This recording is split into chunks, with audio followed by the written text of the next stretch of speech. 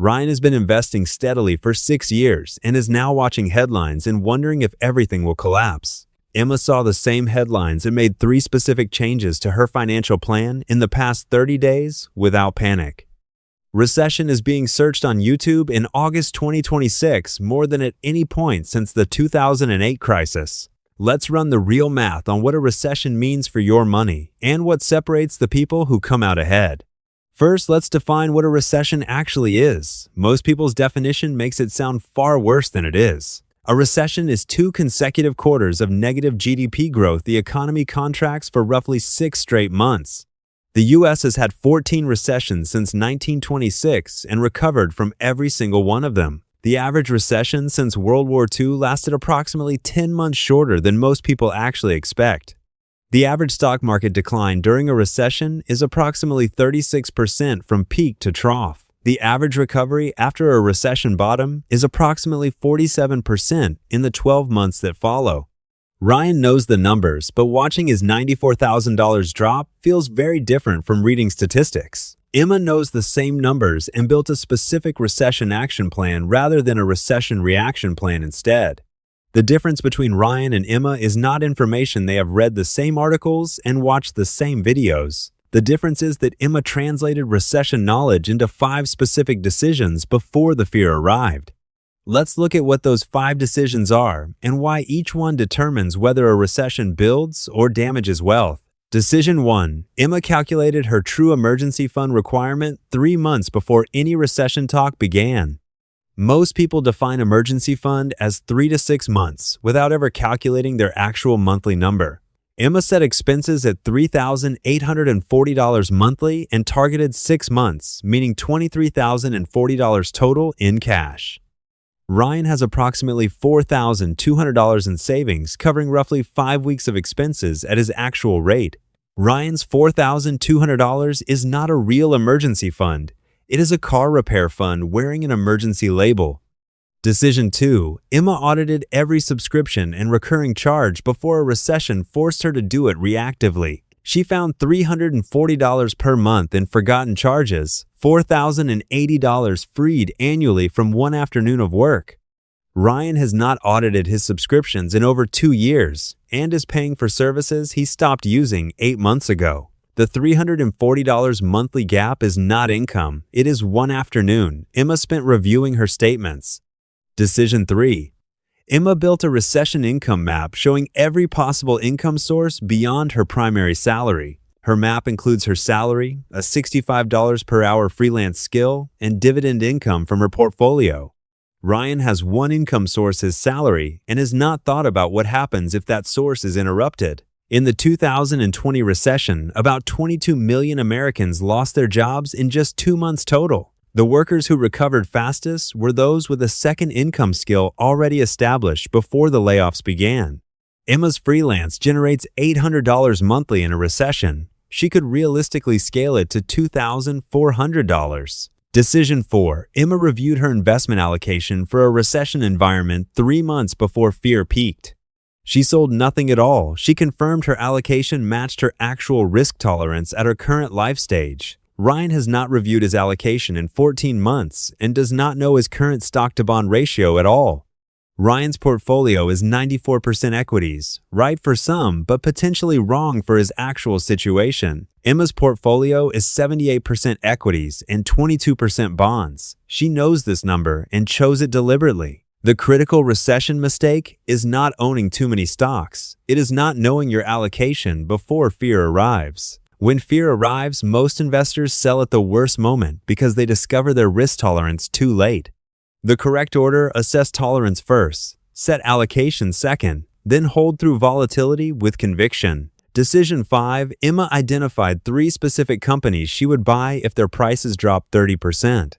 She calls this her recession shopping list, specific companies at specific prices she would be excited to own. Ryan has no recession shopping list. Falling prices feel like losses rather than opportunities without a plan. Investors who built the most wealth in 2009 and 2020 were buyers, not sellers at the trough. Now let's look at the 5 recession mistakes that cost people the most money and why they are so predictable. Mistake 1. Selling investments after a decline to avoid further losses and waiting for things to stabilize. This mistake cost the average investor approximately 3.9% in annual returns per Dalbar's study. On a $94,000 portfolio, that 3.9% loss from emotional selling costs about $214,000 over 20 years. Mistake 2. Stopping retirement contributions during a recession to preserve cash and restarting when things improve. Stopping contributions means buying 0 shares at the lowest prices and missing the most powerful buying window. A worker who paused $500 monthly, $401k in 2020, and restarted 6 months later missed $4,100 in gains. Mistake 3. Paying off low-interest debt aggressively during a recession instead of maintaining cash liquidity. In a recession, job loss is the primary risk. Cash in hand is more valuable than mortgage equity during unemployment. Emma kept her $23,040 reserve intact rather than making extra mortgage payments during the downturn. Mistake 4. Making major financial commitments based on optimism about a quick and predictable recovery timeline. Buying a new car or starting a renovation during a recession adds fixed obligations to a volatile income situation.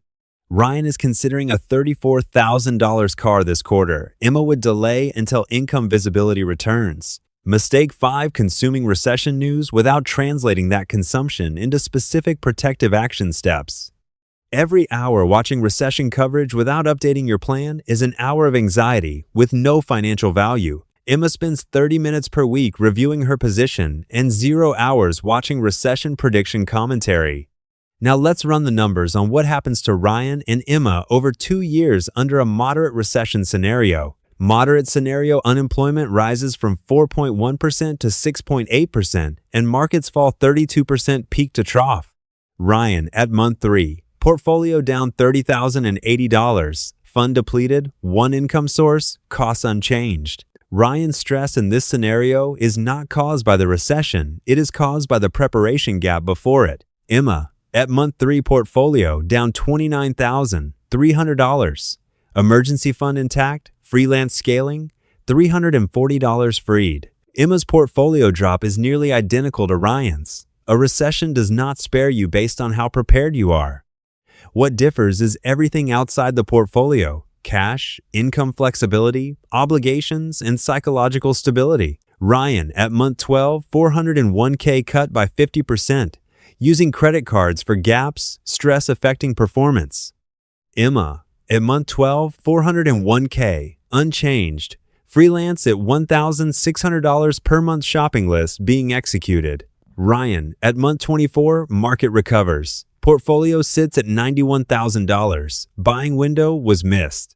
Emma at month 24, market recovers.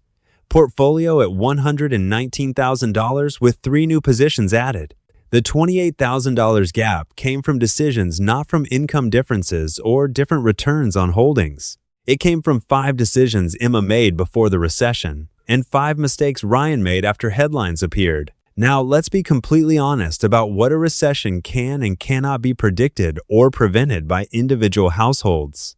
No individual can predict the timing or duration of a recession with enough precision to time the market well. No preparation eliminates the layoff risk entirely. Some job losses are unavoidable regardless of financial readiness. What preparation does is compress the damage, preserve options, and convert fear into specific, executable steps. The best recession preparation is not a prediction. It is a financial structure that works in any market environment. A funded emergency fund, a known allocation, a second income skill, and a shopping list serve you in all conditions. They serve you in a recession because they provide stability, liquidity, income backup, and buying opportunity.